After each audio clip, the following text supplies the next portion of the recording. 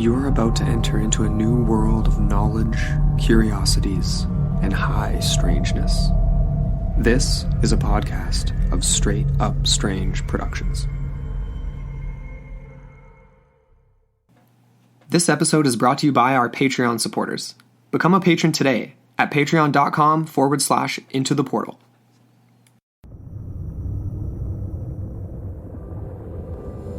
Our modern world contains many intriguing tales of incredible discoveries that often bleed into the realm of the unbelievable.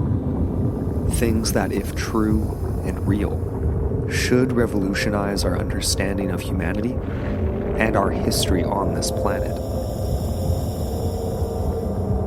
However, many such tales originate as the illegitimate offerings of sideshow shysters or back alley peddlers of deceit and fraud, intended to entertain and entice the public interest, for a fee, that is. This week, we discuss one of the most infamous cases of high strangeness in sideshow history and cryptozoological lore, that of the Minnesota Iceman. Masqueraded around America in the 1960s, purported to be the body of what can only be described as a Neanderthal, snub-nosed, covered in hair, and reeking of the scent of humanity's ancient past. But was it real? Or a mere sideshow illusion? Join us as we attempt to unravel the mysterious saga of the Minnesota Iceman on Into the Portal.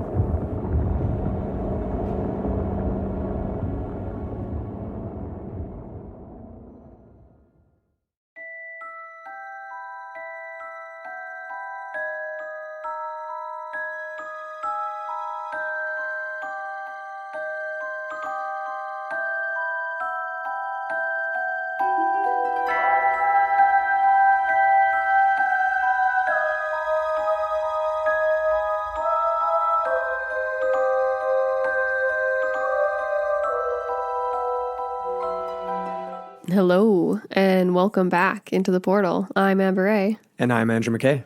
And we're back. Yay. Sorry guys. It took us another week to get back on the mic for our regular feed. Just wanted to, focus a little bit more on some research. We've got 2 other episodes after this one coming out that are with other people.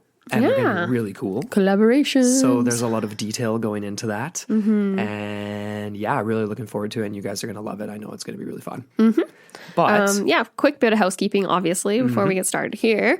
We just want to let you all know that if you were thinking about checking out our Be Strange, our forest creature crewneck is actually almost gone forever. Almost extinct. Receded into the depths of the unknown, never to return again. So now's the time to act if you were thinking about it. And it's just an unbelievably comfortable crewneck. Original artwork by Doodle Kev, all pointillism design. And Beautiful. we're only going to be releasing these in very limited runs. That's the whole idea of this. Yeah. So it's pretty dope. Totally. So make sure you go check it out on our website, straightupstrange.com. Sorry, guys. You can always go on Etsy, too. We have the Straight Up Strange shop as well. And while you mentioned just straight Be Strange, you can follow us on Instagram at Be Strange. Yeah, for all the updates. Yeah. And all the latest. We also want to welcome Kimberly B to our Patreon community. Yeah, what's up? What? So stoked to have you. I know. I am really excited. We actually had a really fun release this month, I should say. It was our Legends of the Giant Turtles. Giant turtles, yes. Giant. We're talking giant. Massive. And it was really fun. I actually just found this incredible piece of art at work today when I was browsing through Paul Morstad's Hobo Dynasty collection from 2015. And he actually has a piece called Let the Good Times Roll. And it's a giant flying turtle with a playing band on top. It's awesome. It's amazing. So cool. Yeah, I love it. But anyways, go check out our Patreon if you guys are interested in some extra stuff from us and some goodies along the way. We have a massive backlog of episodes now. That's true. So if you're just joining us on Patreon now, as opposed to having been with us the whole time, shout out to everyone who's been with us the whole time. There's a lot to listen to. There's a lot of really cool stuff on there. So go check it out. There's a bunch of tiers. It really helps us out because it just kind of accumulates over the months, and then it helps cover like everything we do to keep this rolling. We do have big plans. We do. We want to do like remote episodes where we go on location for you guys. Mm-hmm. It's kind of funny. We're actually working that slightly like, this isn't part of the Patreon, but we want to include some weird legendary themes in our honeymoon coming up this fall. Yeah. So we're going to be traveling in Europe and we're going to cover some stuff, maybe even Castle Hoska. Going to some weird places for sure. Actually, definitely Castle Hoska, and shout out to Jan and Alishka. We're going to be visiting them. So yeah, we wanted to update like our mic equipment so we can have a really cool like on the go type of microphone and different things like that, so we can just keep doing cool stuff for you guys. Yeah, and release while we're on the road too. That'd be awesome. Totally. Anyways, yeah, so that's kind of the wrap up there. You Let's ready get to into it. jump into this? Okay. Yeah. So today we are discussing a pretty strange case, one that involves a plethora of everything, right? It's hoaxes, misinformation layered over top of what, for all intents and purposes, could have at one point been a very real discovery of sorts. But this is a really convoluted and just very strange story. Essentially, we're talking about an artifact, and I'm air quoting for everyone at home here. An artifact or a specimen? A specimen. I would say an artifact at first because it wasn't never examined as a specimen. It was in the ice. It was only like nobody knew exactly what they were looking at or what they were dealing with. Outside of the people that were outside of the people that were in the know, maybe. Exactly. But of course, this thing, whatever you want to refer to it as, is best known as the Minnesota Iceman, even though it traveled in many other places other than Minnesota to be displayed. I'm curious for all of our Minnesota listeners if you guys are familiar with this story, if this is old news to you, or if you've heard it a million times, or if you heard it from a relative. It was in the 70s, 60s, and 70s when it was a thing. So pretty fascinating. Yeah, let us know if you guys know anything about this personally. Totally. Hit us up. But yeah, like I said, the story begins in the late 1960s when attention was drawn to essentially a carnival and sideshow act, I'm going to call it, because it really was a mix of different things like that. And it had been traveling around the Midwest, and this specific attraction that became known as the Minnesota Iceman was being purveyed by a man named Frank D. Hansen. And he was displaying it at the time under the name the Siberskoye creature. The Siberskoye creature, Classic. Which is like a reference to Siberia. Let's leave it at that because we're going to come back to that a little later. This is a East Siberian Sea, a area of the East Siberian Sea essentially here. And I'm looking at a bunch of ridiculously hard to pronounce Russian words, but this is a portion of the Arctic Ocean. It's located between the Arctic Cape to the north, the coast of Siberia to the south, and then a bunch of stuff that we've referenced before, including Wrangel Island to the east in that sort of whole Arctic area. The Wrangel Island mammoths. Which is, of course, implying that the creature was discovered in that area. You know, that's a very interesting connection, especially because it is in the vicinity of Wrangel, which is known and highly regarded as a legit, authentic place where mammoths were residing up until 1300 years ago, if I'm not mistaken. Something like into the Bronze Age. Exactly. Sorry, yeah, that would have been a little bit further then, but you know what I mean. Yeah, so how many other things could have done the same thing, right? But we'll come back to this because it's a name that Frank just kind of applied to it, and it ties into some other potential origin stories as well.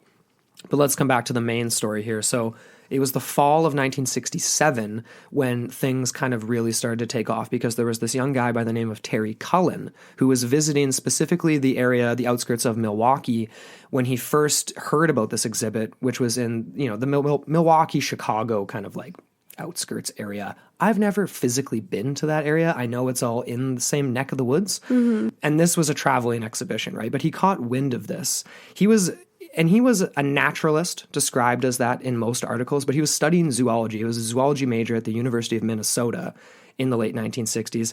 And he was en route specifically to take a look at a stock exhibition, like literally just farm animals. He was going to write an article and a paper on it as a scholarly work for his schooling, essentially, right?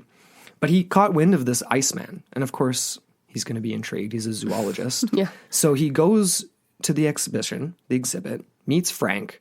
He's pretty skeptical at first as far as the accounts that we've looked at say. He pays a 25-cent fee to view what was being dubbed the Iceman.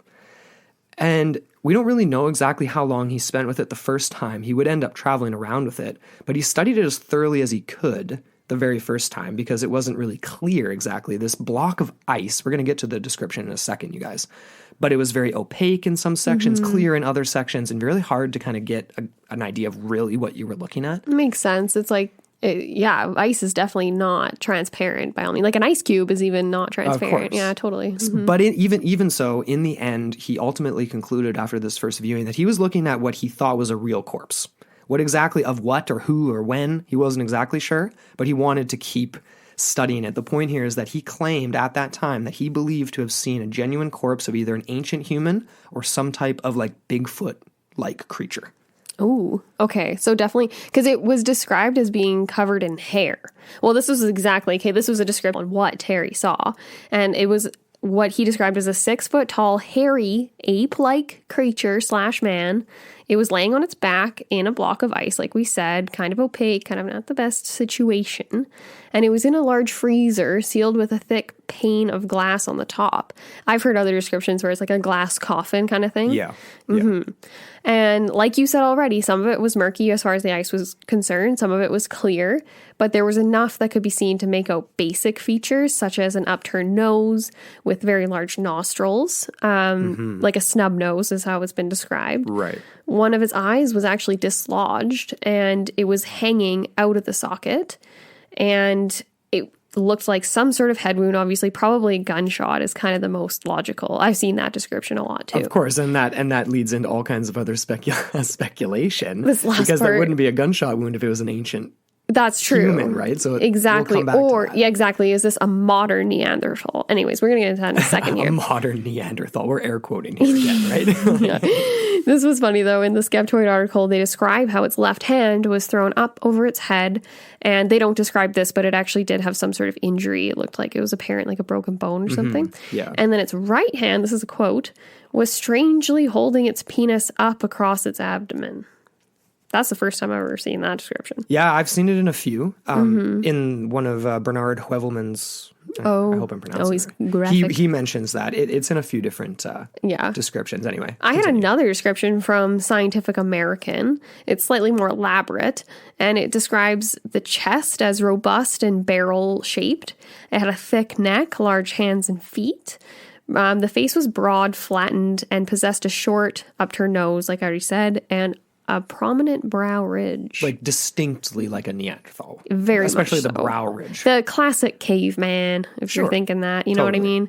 And again, yeah, the gunshot was or apparent gunshot wound from the eye was described in this scenario. And the bend in the forearm interpreted as evidence of a fractured radius and ulna. This is a direct quote from Scientific American. It says, Sanderson and Heuvelmann's were intrigued by its enormous hands. Its thumb was slender, tapered, and long. Its nails were flat, yellow, and had an appearance almost that looked manicured.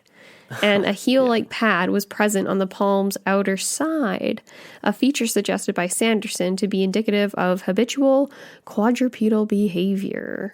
Right. Yes. And this was at one point during the examination, the glass over the case cracked, releasing an odor described as that of decomposing flesh. See, that's interesting too, this idea of habitual quadrupedal behavior. And obviously Ivan T. Sanderson and Bernard Heuvelmann's, who we'll describe in detail, we sort of just chucked them in there without introducing them to you guys. Some of you will be familiar with it. We've referenced them in the past, but neither of them initially at all obviously believed nobody was thinking gunshot or anything like that. They firmly believed that it was an ancient species of some kind.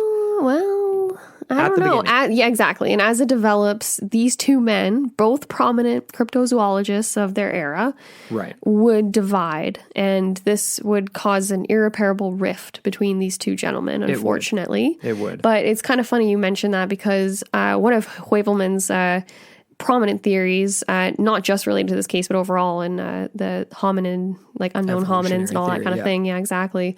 That kind of makes sense about how it could have gone back and reverted to quadrupedal behavior. Or not gone back, but he kind of theorizes that apes are a specialized, descendant from man. So as if they've just evolved differently. Anyways, we'll get into that in a second. We'll come back to that. Yeah, let's get back to the story here. We'll get back to the 100%. I do want to just chuck this in at the end here because this idea of decomposing flesh and being able to smell it through the ice is interesting. Yeah. And I want to just make a point of saying that now because I want to come back to that.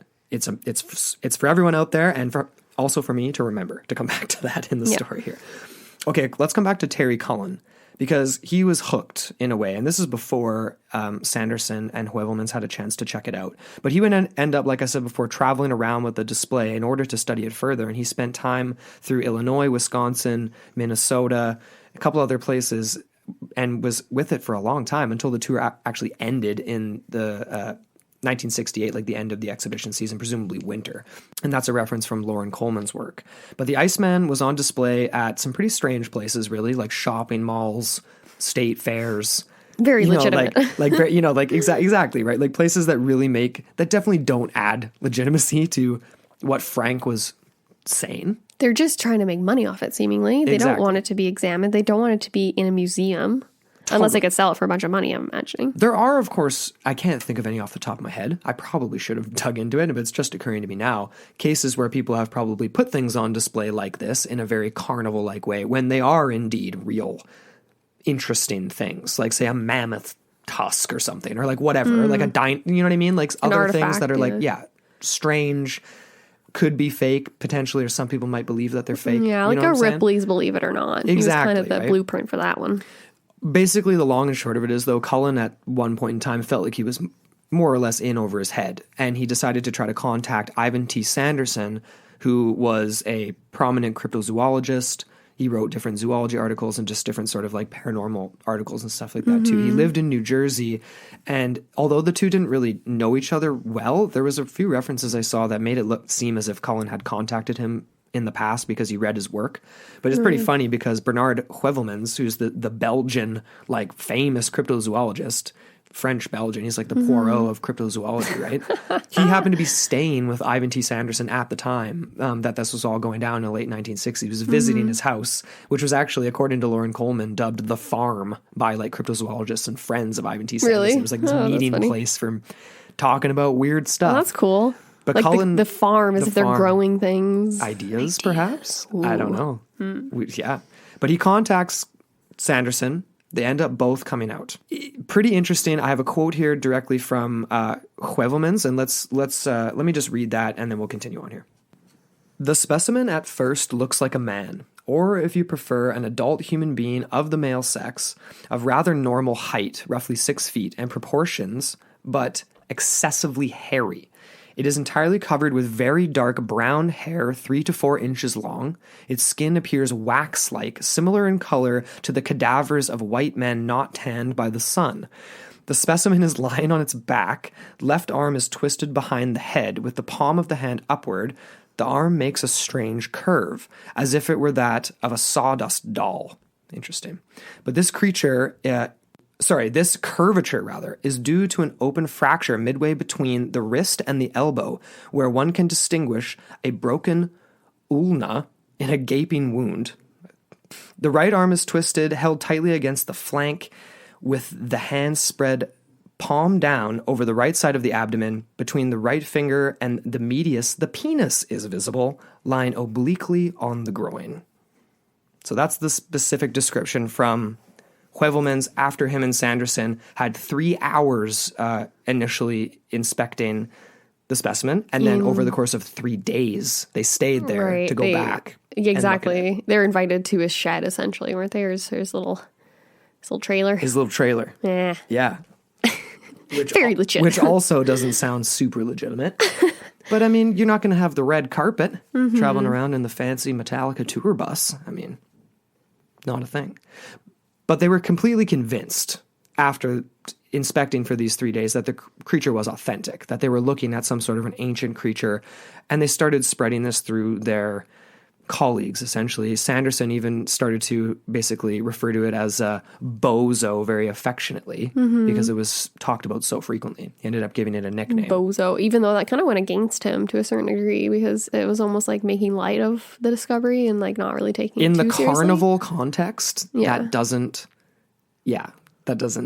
It depends on how you look at it. Was that Bozo the clown, though? That's a very. I just wanted to just touch on a few things you read in that little quote there, because like it sounds.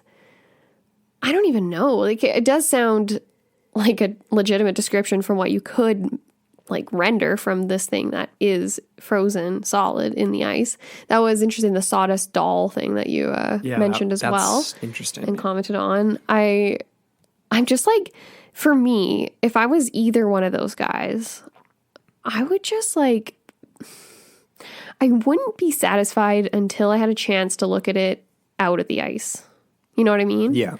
Because ice can do a lot to make something look real, like special effects real. And we'll get into the possible origins where this thing came from. We will. But you know what I mean? Like that's like the wax-like skin. I know a dead thing obviously looks waxy, like everyone. But that's why, again, I'm already coming back to it. I'm glad I made that emphasis there. They described a portion of the ice being broken away where they could detect what they thought was rotting flesh. Yeah, the putrefaction. Exactly. And there's obviously going to be, like, even on something fake, bacterial buildup and maybe not a good smell. But presumably, they would be able to tell. Initially. You would think. But they're pretty excited, obviously, right? They're really excited. They're like, totally. What am I looking at? What is this? Exactly. Unless it's like this weird thing that's an amalgamous form of dead things, like that he just made. And we're not saying one way or the other. We're just telling you the story, and then we'll make judgments at the end. All right. Let's save it for the end. So but they were convinced, and over the next few years, these two different cryptozoologists, because that's what they were, would both publish multiple papers on this find and speculating as to what it might be. But Heuvelmans was a little more specific. He published in the Belgian journal, the Bulletin of the Royal Institute of Natural Sciences of Belgium. Catchy name. His theory that the Iceman was a brand new species because he couldn't match it up specifically with known hominids, I guess. So he was creating a new subspecies. He called it, and let me try my best here, Homo pongoides? Pongoides. Homo pongoides. Obviously, people were pretty skeptical of this, right? Because he was just straight up claiming. I think a lot of people call it the Pongo Man. The Pongo. Actually, that might be a bastardization of that. Yeah. Something like that. Anyway, hit us up if we're wrong. Sanderson wrote in a different journal that ended up being published in a men's magazine known as Argosy. This was in May of 1969. And it was illustrated with the photographs that they had taken. And there was a lot of them. They took a lot of pretty detailed photographs. But Sanderson kind of took things to the next level at this point because there was a lot of indications he did not want this thing left on the carnival circuit. He didn't want it in the hands of Frank Hansen anymore. And we'll come back to Frank because there's some details about him that are pretty important, right? But essentially, Sanderson, as the story goes, concocted a scheme to try to get it out of Hansen's hands, try to make him look not good. He reported him to like everything under the sun, essentially. He alerted the Bureau of Customs, the Department of Agriculture, the Department of Health, Education, even the FBI at one point got involved, basically claiming that he was traveling with the corpse of a human. And I think this is where the gunshot thing really gets emphasized because I believe Sanderson made that emphasis. He was traveling with a frozen, literal human corpse with a gunshot wound, and this guy should probably have it taken out of his hands. Mm-hmm. I've heard other versions where it was actually the claims that Heuvelmans was making about the Vietnamese origins of the creature and how it possibly could have been murdered during the Vietnam War and smuggled back into the United States. And then the word murder was obviously a key word in that sentence. And it was John Napier. John? Yeah. Dr. John Napier. He worked for the Smithsonian Institute, and he was the one supposedly. I've heard different versions though. Apparently, he decided to contact the FBI and get them involved, and that was before he was fully convinced that this thing was just a hoax altogether. Yeah. It's kind of. I found it a little murky when Napier or Napier, whatever, becomes involved. Roughly 69, 70. There was obviously a whole bunch of hype after Sanderson and Heuvelmans inspected this and these journal articles started to be published and different things like that. Much to the disdain of Frank Hansen, he was not happy about this. He didn't want the publicity. He was happy to just keep doing his carnival circuit thing and didn't really want that sort of attention because he wasn't making any money off this attention. Mm-hmm. Take that as you will. I don't know how much judgment we can really cast on him just for that. But anyway. On Hansen, sorry? You mean? On Hansen, yeah, for being kind of ticked off about that. Yeah. But the reference I have here is that Napier actually tried to contact Hansen before any of this, before all these journal articles were really coming out from Heuvelmans and Sanderson, after they had inspected it, but before all these publications. Mm-hmm. And that he reached out and tried to inspect it, but then never got a reply, and then finally got one back from a unnamed family member. I'm air quoting again, everybody. Of Frank Hansen stating that he either left to Florida or California or somewhere maybe on the West Coast. No one really knew where he went, but he was gone and the original Iceman had been returned to its original owners so that he couldn't inspect it. Shit out of luck. That sucks. And that kind of leads to I think, more sinister origins for the Iceman. But where did this thing really come from? Like, it's pretty murky, like we've already alluded to. Very strange. The real owner, some people have thought of it could be an eccentric billionaire that's unnamed. That's what Hansen actually alluded to at several points. He changed his story a few times, but he started with, Mm-hmm. I think this was the first iteration of it. Yep. He would later change it to say that he had actually shot the Iceman while he was hunting in Minnesota. But anyways, other people thought that the owner could be actor Jimmy Stewart. Not super familiar with him, but yeah, apparently he's involved in this. And how exactly he would have met and rented or loaned his personal Iceman to Frank Hansen is unknown. Yeah, exactly. Dubious. There was another sort of Hollywood-esque origins for this. In 1967, Howard Ball, who made figures for Disneyland with his son Kenneth, claimed to have modeled this fake specimen in rubber, trying to make it look like an artist's conception of Cro-Magnon man with a broken skull and one eye popped out. That's detail, man. It's detailed, but I do want to throw this in there. When this story really started to break, there was multiple Hollywood makeup and effects artists and different things like that at different points in time said, yeah, that was me. It was very much like the Patterson-Gimlin film, where there was all these people saying, that was me in the suit, or that was me that made the suit. Right. None of them could prove it one way or the other. So that reminds me a lot of that. Because there was a few different makeup artists and effects people that said, oh, yeah, that was me. And then it's like, well, you're convoluting this. And because where's your photographs? Where's your molds? Exactly. Where's all your evidence, right? Like, where is it? And surely somebody could produce them or whatever from Planet of the Apes and different things like that. That was in the 60s, wasn't it? Yeah, somewhere in there. Anyway. And there was another woman by the name of Helen Westring who claimed that she had shot the Minnesota Iceman back in 1966. It apparently attacked her and attempted to rape her while she was hunting in the woods. And that brings us to the idea of a Sasquatch-like creature rather than an ancient hominid trapped in ice. I had that as a question at the very end. Are we dealing with Bigfoot? Is this, exactly. Is this something related to that? But anyways, there was another version of the story where Hansen had claimed that it was a group of Russian vessels that had found the creature floating in a 2.5-ton block of ice that was floating off the coast of eastern Siberia, which is where it kind of originally got that name. Right. And the cyber Soki or whatever. I don't even know. Sorry, guys. They brought it back and eventually it found its way onto the black market.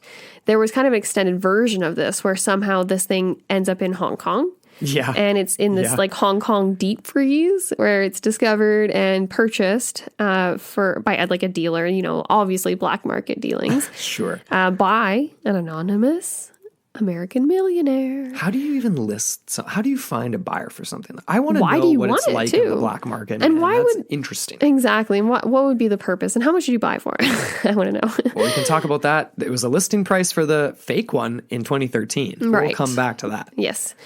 Fake or real? No, anyways. Or really the real one the whole time. And this is where it makes its hands into the hands of Hansen, who begins renting it for exhibition. Right. There's another one here that we already alluded to, and that's the Vietnam connection.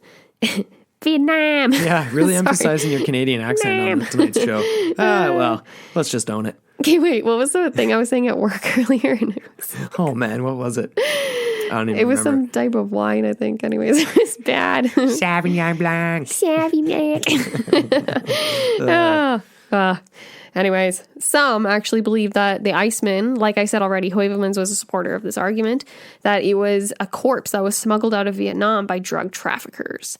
And I was reading this review in a Scientific American by a guy named Naish, and he read Heuvelmans' book, and he has this quote here that says, Heuvelmans goes as far as suggesting that the entire drug running operation may have even originated from the specific event involving the Iceman, that it established the plan, that it then became the standard practice in drug smuggling operations. That's kind of a reach though too, but I guess I mean it makes sense that would be drug smuggling, a popular way to smuggle so you drugs. you got a corpse. He's a hairy hominid, unknown creature. You shot him. He's dead. He's murdered. We don't know what to do with him. We put him in a bag. We put a bunch of drugs in the bag. We put the bag on a plane, and we get the plane to the U.S. Is that the idea? Is that the blueprint? I feel like this is the Cole's. I shouldn't say that. It's definitely the translated and abbreviated version of whatever Heuvelmans was thinking would make sense in this context for a creature from Vietnam making its way into the hands of Frank Hansen in the Midwest. Mm-hmm. Like not on either of the coasts, not at a port in a port city. Well, the billionaire doesn't live in the port. Yeah, but we don't even have a name for a billionaire or millionaire. It's an anonymous billionaire. At least we have Frank Hansen's name. He's the only connection we have. All we really have... Who is Frank Hansen? Is that his real name? Do you know that for a fact? We will talk about Frank Hansen a little bit.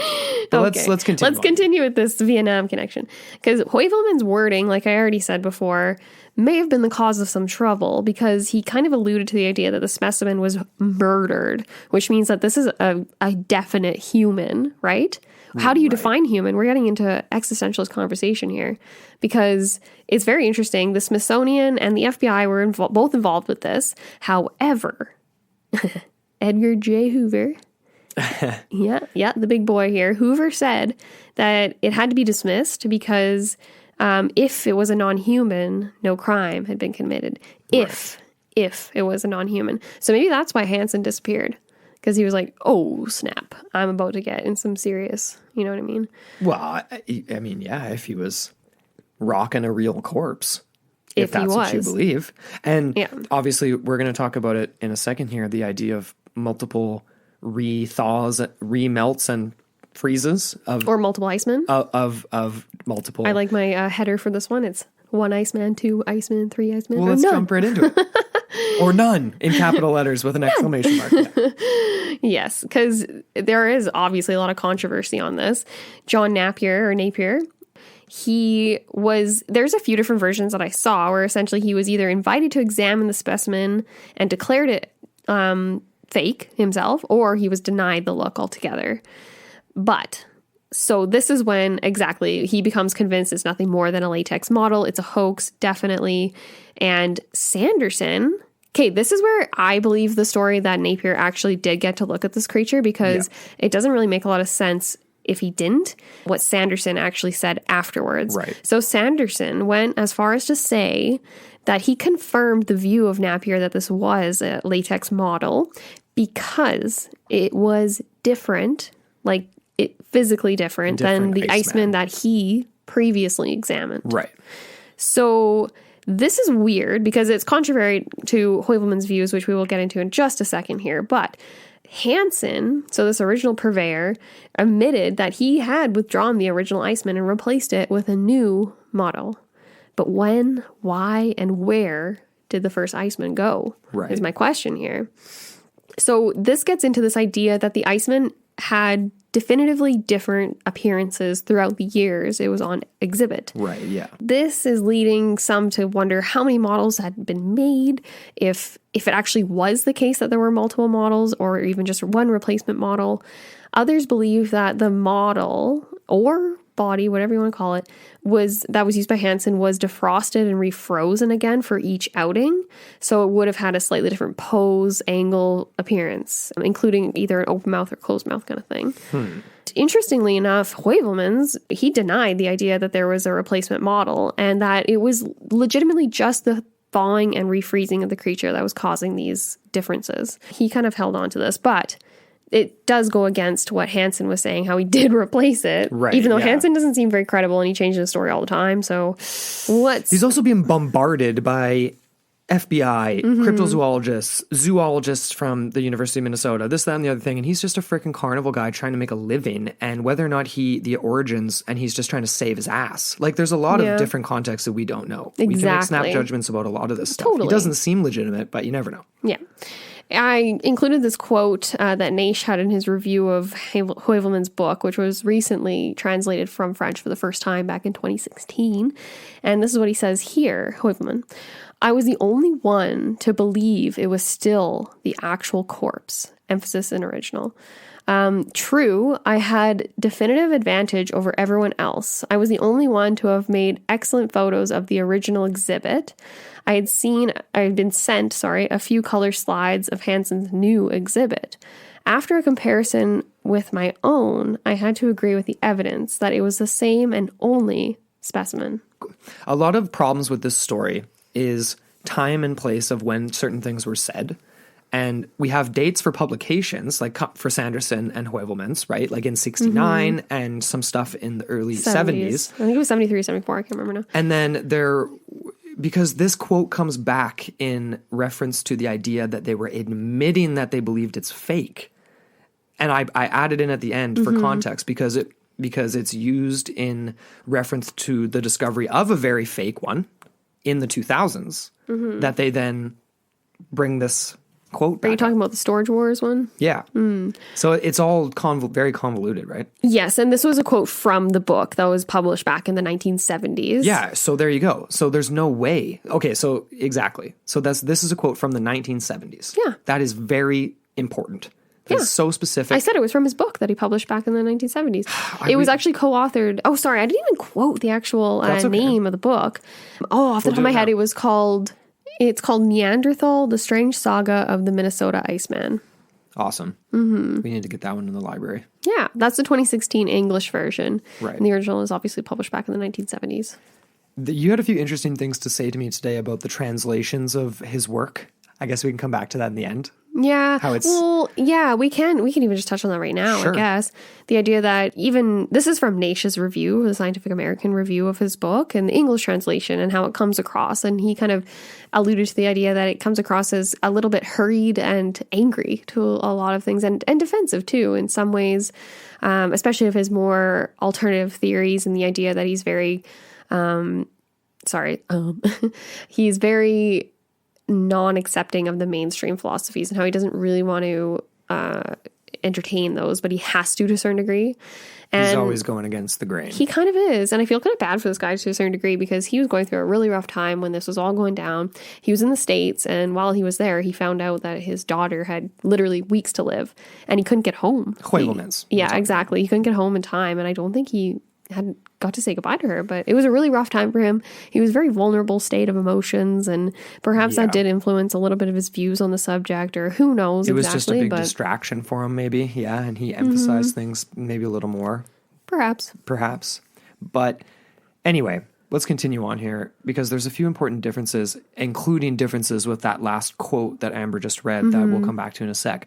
But specifically, I wanted to talk about important differences with this information we've talked about so far, and some of the information in Lauren Coleman's book, Cryptozoology A to Z, as well as some work done by Mark A. Hall, who they've published things together. He's written books on thunderbirds and stuff like that, which we've referenced before. This came from Coleman's book. Like, after the Iceman was, quote unquote, replaced with a fake rather than the original they had inspected, Coleman claims that he has references stating that both Sanderson and Heuvelmans could distinguish at least 15 technical differences between the original they inspected and those photos and then the replacement specimens. Whether or not this means that they're just seeing differences of a fake body refrozen or a fake body versus the photos of an original real body. Or a refrozen body. Or maybe he's just like or a third option, a real body refrozen over and over again. It's not an ancient creature. It's just a body that has like hair. And it's rotting and all that stuff. Right? That's strange. Maybe he not accidentally, but sort of just lumped in Heuvelmans with Sanderson and didn't really distinguish between the two because they did have differences in opinion. But they both, according to him, claimed, and I saw this in other articles too, that they claimed that their original photos were distinguishably different. Yeah. So that is a fundamental difference from what we just talked about before. With right? Like, it's just convoluting it a little bit, right? It is, but it does explain the idea that it did just become this big controversy over whether it was this new model, whether it was the same one all along, whether it was just being refrozen and you know what I mean? That type of thing. This is getting confusing. This is a simple story for you guys. Oh, yeah. Yeah, sorry, guys. Yeah. Oh, man.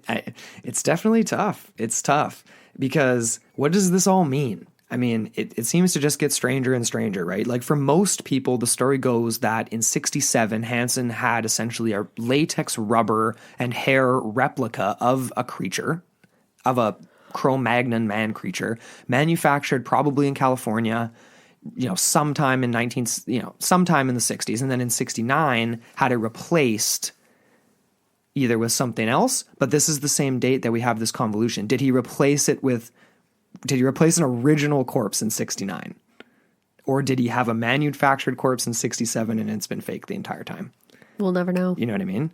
Because they've got these 15 discrepancy photographs, and I don't really know. This is information from Lauren Coleman, This is correct? from Coleman's book, Yeah. Cryptozoology A to Z. And then this is a quote from Mark A. Hall. I wanted to just bring this up because this is the idea that there was an original body, and then this might have been what happened to it. So Mark A. Hall says, and this was later in the 90s that he had this to say, "It is likely that the rotting corpse of the infamous Iceman was in early 1969 deposited into an unmarked and now forgotten grave by agents of the owner. Many have hoped that one day a fortunate accident or an incident of the demise of a quote-unquote wild man would one day provide a corpse and confirm the existence of such relatives of humankind. The history of the Iceman, if accurate, is harmful to this expectation." Yeah. Right? And he's talking more specifically about Bigfoot, I think, in that reference, right? A little Sort bit. of. Like Hairy hominids, yeah. And the idea that, I don't even know. We'll come back to that in the theories section, but I just wanted to read that for some context. I will make a point of saying, now that we're on this note of like Coleman's information versus Heuvelmann's original writings and things of that nature, is the idea that even Coleman was the writer of the afterword of this new latest rendition, translation into English of Heuvelmann's original writings. Right. And in his afterword, he actually kind of disregards a lot of what Heuvelmann's originally had to say. And I do have a few more points to make on that. Yeah, I don't know. Like Coleman, he kind of has an interesting, what was interpreted by Scientific American, that Naish guy, as kind of like a, not backhanded, but kind of just like a weirdly contrary sort of like afterword to a certain degree, talking about the evidence that indicated it was hoax all along, but then ending with the idea that it's like it could have been real. And then the idea, like, he didn't agree. Naish didn't agree with a lot of what Coleman had to say, unfortunately. Yeah. And he said, like, he kind of wanted to. There was this idea that Coleman actually implies that Heuvelmann's was, quote, a victim of the scientific establishment, and that he never managed to stir up professional interest by anthropologists or paleoanthropologists, which was untrue. Obviously, John Napier was involved. Yeah. And then, obviously, like, Coleman has some differing views on the idea of these replacement models, and kind of ignores Heuvelmann's, quote, strongly worded pronouncement to the contrary. So I don't know. It's just like a lot of, like, men having different opinions on interpreting what people have said in the past in certain ways, or ignoring certain parts and then favoring people like Mark A. Hall, which Coleman leans heavily on in this afterword. He does. Definitely. And a big part of all this comes back down to Frank, too, and the speculation over whether he was at all trustworthy at any given point in time. And all indications were that he really was not, right? I mean, the only evidence that the body was real was the verbal claim by Frank. And then the only thing on top of that was the putrefaction and the claim from Sanderson, Heuvelmann's, and Terry Cullen, if you want to come back to Cullen, who was studying zoology, wasn't a rube. He knew what he was doing. To a certain but degree. Also got excited, potentially too, right? It was in June of 1969 that an issue of the Smithsonian Torch officially reported that the Iceman was, quote, made from latex rubber and hair by a group of exhibit specialists on the West Coast, basically Hollywood. Right. Apparently, this would have cost in the neighborhood of $3,500 to $4,000 at the time, which would have been a good chunk of change in the 1960s.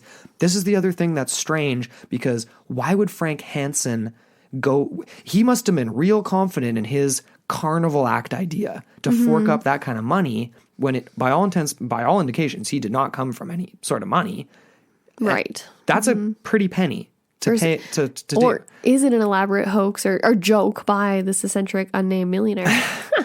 Could be. I mean, you're only charging 25 cents a pop for people to see it. You still got to, like, eat and sleep and do other things, let alone pay the bill for what you had made. True. Anyway, I thought that was kind of interesting, right? But all of this kind of culminates to in this idea that you added in here that's really interesting, and the whole just hominid evolutionary theory and different sort of living Neanderthal hypothesis, and Heuvelmann's really gets into this. Oh, totally. And it comes to the idea, like, if we do want to entertain the possibility that this Minnesota Iceman was of authentic origins, was a biological creature of some sort, is this something that was killed in modern times? Was this something that was frozen in a block of ice for thousands of years? Or, you know what I mean? Yeah. You can get into all sorts of things. But Heuvelmans has some very interesting ideas on the conception of the human species. And in this English translation of 2016, he stated that it was highly unlikely that humans descended from a brachiating ape. Brachiating means to move by using the arms to swing from branch to branch. In just a very loose translation or definition. But it says here that the humans descended from something that was, quote, probably some kind of infra-pygmy, a round-headed gnome walking upright. In other words, an Eothropus imagined by leading anthropologists such as Marcellin Boule in France and Henry F. Osborne in the USA. Interesting. He ties this idea to this, this is just generally tied to the idea of reverse evolution or this, quote, de-evolution. It's kind of an opposite to what mainstream scientific establishment takes to be true about human history in general. And this dehominization, which is another popular term associated with these alternative ideas on human evolution, actually revolves around the notion that apes and monkeys of today represent a, quote, specialized dehominized descendant of humans. So they've just gone down a different line than us. And things such as, like I already mentioned, walking upright aren't actually so recent in human evolutionary forms. Interesting. Exactly. So he's definitely a little out there with some of his ideas. Oh, totally. And he quotes a lot of time from this guy, a German zoologist by the name of Francois Dessart. And he is a zoologist. He also specializes in a thing called ichthyology,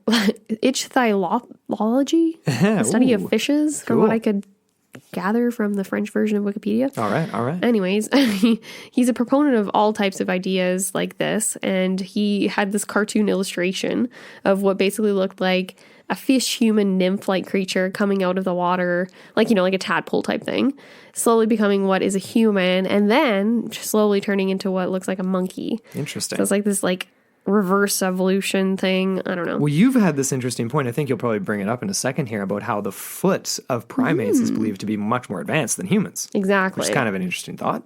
Yes, exactly that. The idea that the human foot is actually less evolved than the primate foot.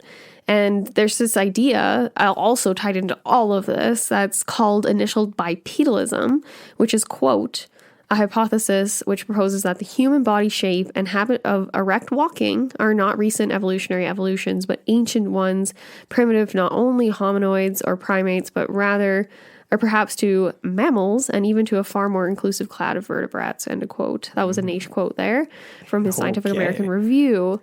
Exactly. We're talking walking dolphins in the past. All right. I think they actually did that in South Park, didn't they? The killer dolphins? That rings a bell. That rings a bell. I can't remember. That's really weird stuff, though, to think, Isn't that strange? And for all of the research that we've done into, Bigfoot and just, hairy hominids and all this kind of thing, I've never actually come across this involved. I don't really want to call it, pseudoscience or just, it's just an alternative idea. I guess that's kind of a neat way to look at, like Sasquatch, Bigfoot, these types of creatures, the Almas and Siberian, things like that, as a de-evolution rather than a branch from something totally separate. Exactly. Yeah, that's pretty interesting. Exactly, right. And so this is where we get into this idea of living Neanderthals. And the H.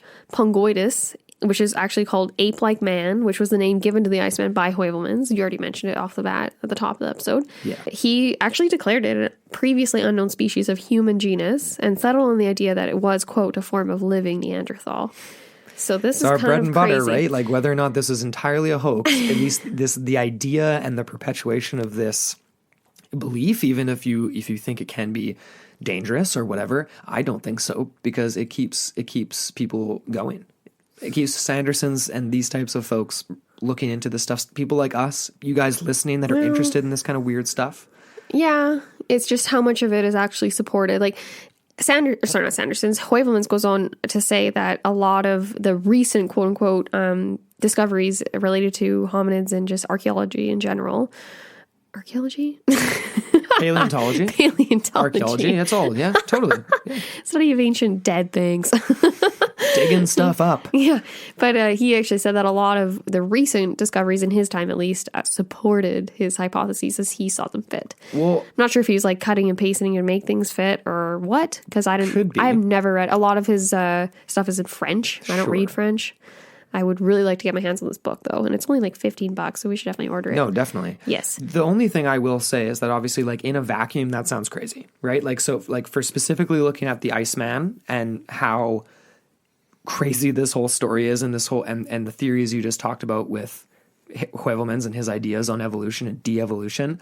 But then at the same time, we have constant encounters and sightings with creatures that are described as Neanderthal-like, specifically the ones in Siberia, which is ironic that it was referenced in this story because they're often very different than Bigfoot-like creatures. They're much more human-like, even described as wearing clothes in some cases, creating fire, using tools, but distinctly like brow ridge, lips, like not like humans as today. And this happens, and these they're still encountered all the time by the Mansi and different indigenous populations of Siberia and Russians as well. It's kind of interesting, though, that terminology de-evolution, because it kind of speaks to the idea that it's not a predetermined road, but that we are actually predetermining like judgment on a more primitive versus the idealized version of the species. You know what I mean? To a certain degree, the idea suck. that no, I know, but like the idea that these things represent a de-evolution away from the idealized form, which is us. That's a very narcissistic idea to a certain degree. Absolutely, it is. Yeah, absolutely. It was kind of interesting too. This was another quote from the book here from Heuvelmans, 2016 reprint of his anglicized version. It says, "The Iceman represents, quote, the final extreme of accelerated Neanderthal evolution." So what does that actually mean? You know what I mean? And this is where Sanderson obviously disagreed with the idea that Iceman was Neanderthal, and these two would just go further and further away in their ideas overall. Which is kind of sad. It's kind of funny. If Terry Cullen didn't make the call that day, they still would have been buds. Yeah, maybe. Unless they would have found a way to the Iceman. I'm sure eventually they would have caught wind and gone to check it out. I'm wondering. Yeah. All in all, most people are going to say straight up, this was all, just a big hoax, right? This was all just a big carnival act. It was a big stain on both their careers and all this stuff. Totally. Just purveyed by Hansen as a means of making income, and all the stories were to obviously keep it alive. Even though he easily could have, there was at times he said, rubber latex, but never really specifically said the entire time it was. The replacement was. He always, it was always kept very vague. But then in 2013, very recently, everyone's probably, I haven't watched this show. Some of you might. Shipping Wars, rather. Sorry. Shipping Wars. I think Storage Wars was a different one. Okay. I believe this has to do with shipping containers, right? That people end up like auctioning off. That makes sense. Whatever, something along those lines. So this is on A&E that actually featured the Iceman. So this was an episode titled Crypt Prankology, where a truck driver actually ends up picking up the Iceman in Cottage Grove, Minnesota. Then in 2013, same year, it ends up being listed on eBay and apparently sold for $20,000. Now, this is clearly the replica Iceman. It was purchased by a guy named Steve Busti. I'm assuming that's an Italian last name. Trying to pronounce it with an Italian name. Busty. He's a busty guy. Yeah, you never know. I haven't heard that term in a long time. She's a really busty gal. Yeah, you don't hear that often. Stella's a busty gal. She is indeed. That's our bulldog. Mm-hmm.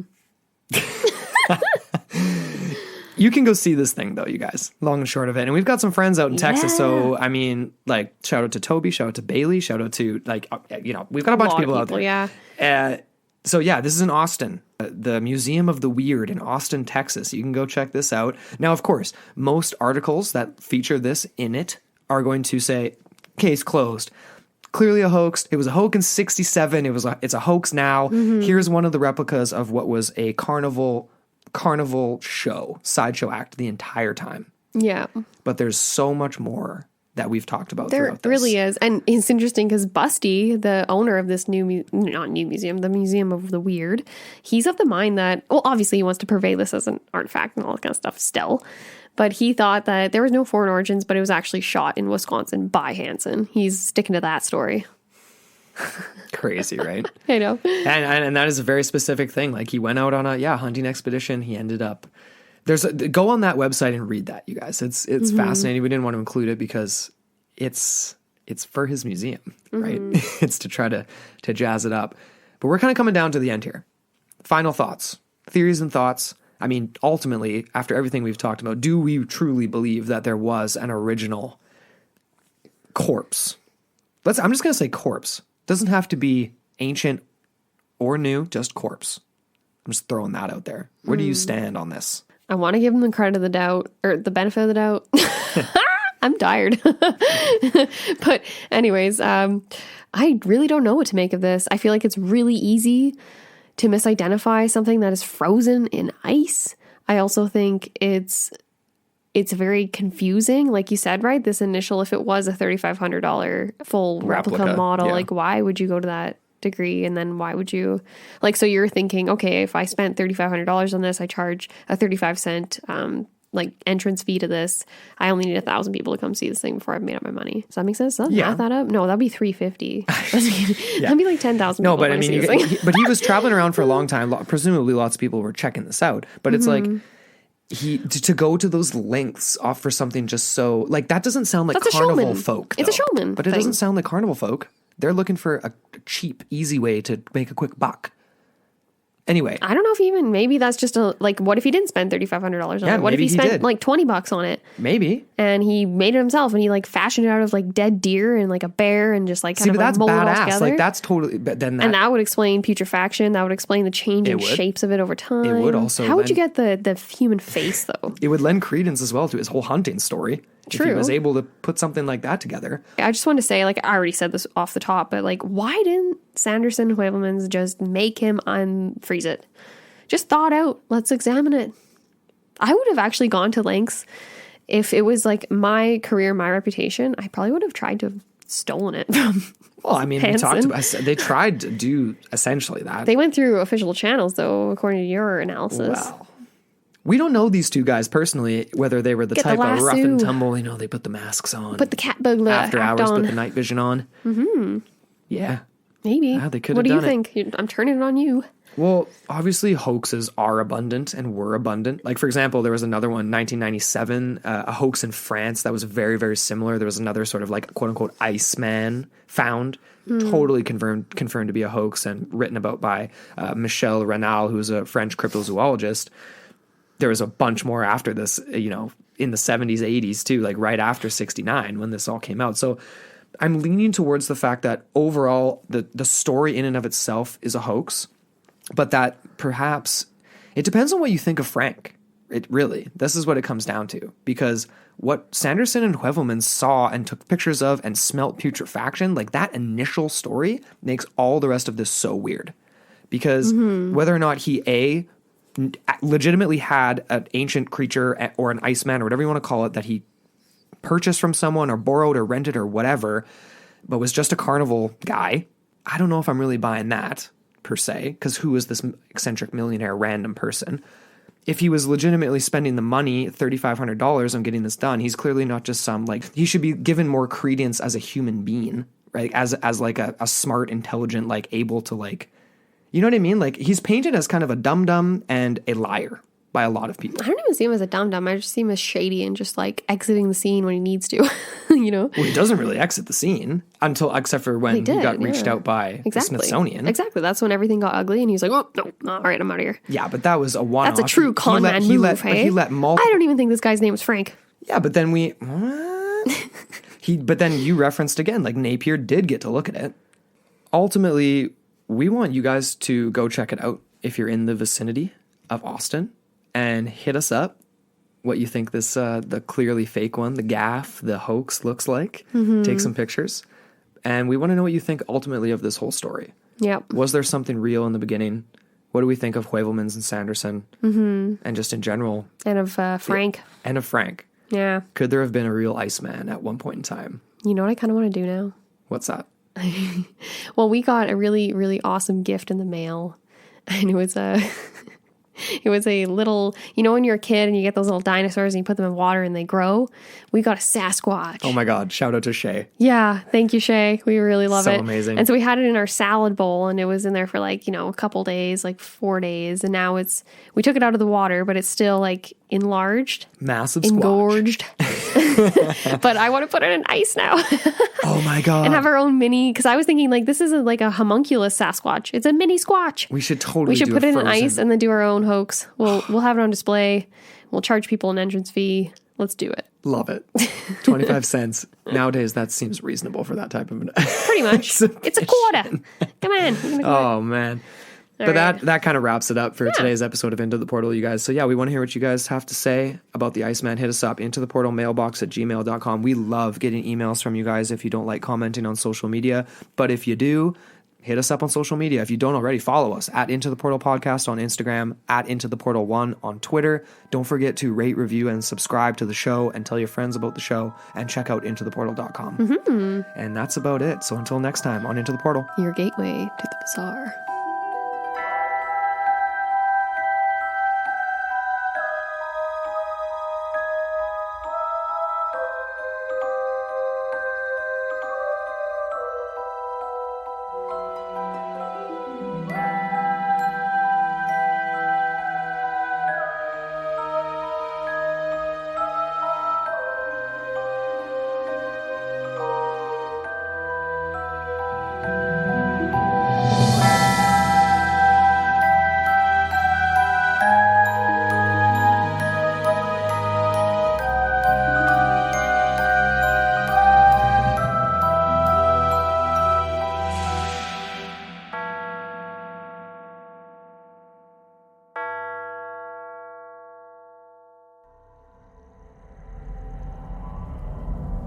This podcast is a part of Straight Up Strange Productions.